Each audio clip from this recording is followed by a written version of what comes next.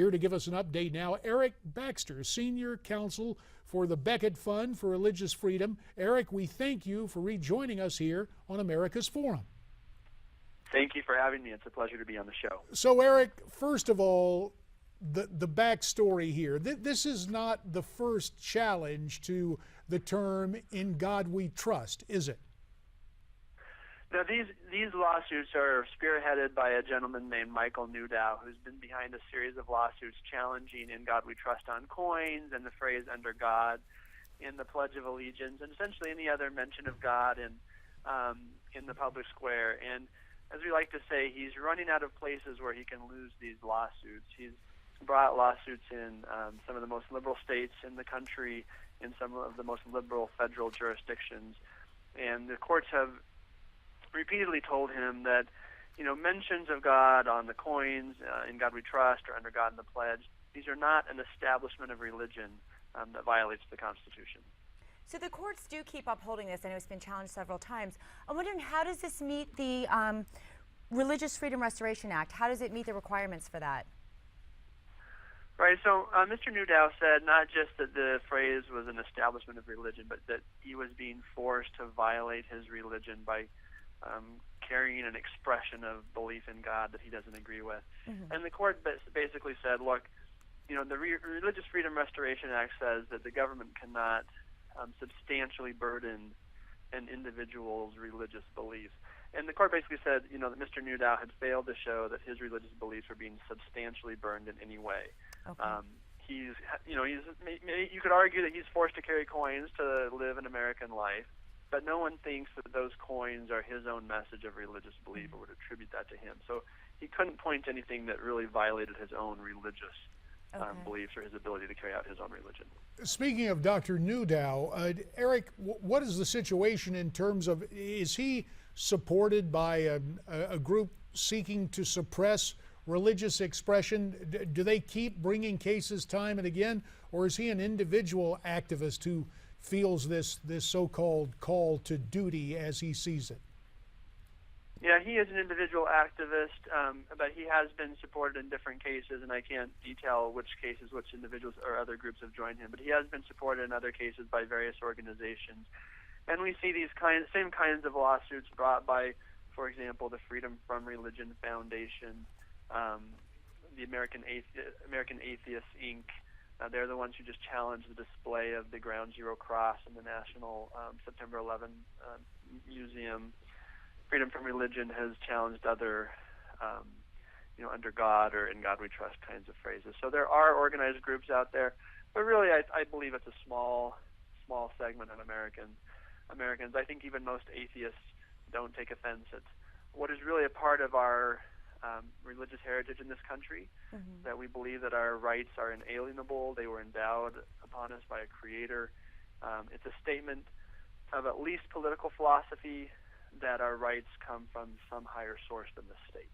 Now, I know the courts have said that, when they defended it, they said it was really about history and tradition. And I'm curious to know your response to what American Atheist spokesperson David Moscato, I'm quoting him, he said, "Tradition is the terrible excuse for any behavior."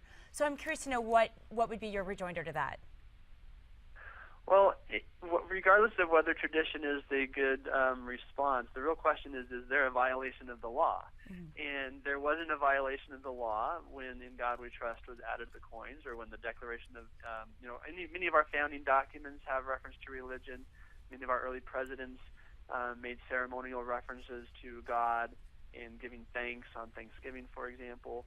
Mm-hmm. The Supreme Court just held that having legislative prayers, even if they are specifically religious, either of a Christian faith or a Jewish prayer or a Muslim prayer, that those things all took place, were allowed at the time that the First Amendment was drafted. They weren't unconstitutional, and they're not unconstitutional today. So it's not just a matter of tradition, but if there is historical precedent for doing things at the time of the founding, and the founders didn't see it as unconstitutional, then the courts are also going to uphold that action. So, Eric, mindful of that, and I realize your primary situation is to deal with the law as senior counsel, but if you had to step into the rationale of these atheist groups, do they just plan to continue to bring these cases up as they await a political realignment of the Supreme Court or other courts of appeal? Do they believe that ultimately politics will outweigh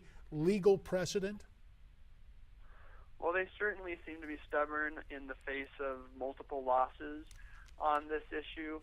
You know, unfortunately, there is a court here or there that gets this wrong. I think on these kinds of cases, where we're talking about inscriptions on coins or the phrase "under God and the Pledge of Allegiance," that the likelihood of a realignment on the Supreme Court on this particular issue is not likely. I mean, really, in the case dealing with legislative prayers, a decision that just came out this month, the Supreme Court was really unanimous in saying that they're okay. The justices just differed on, how much you have to avoid having specifically, prayers that are specific to one or another religion.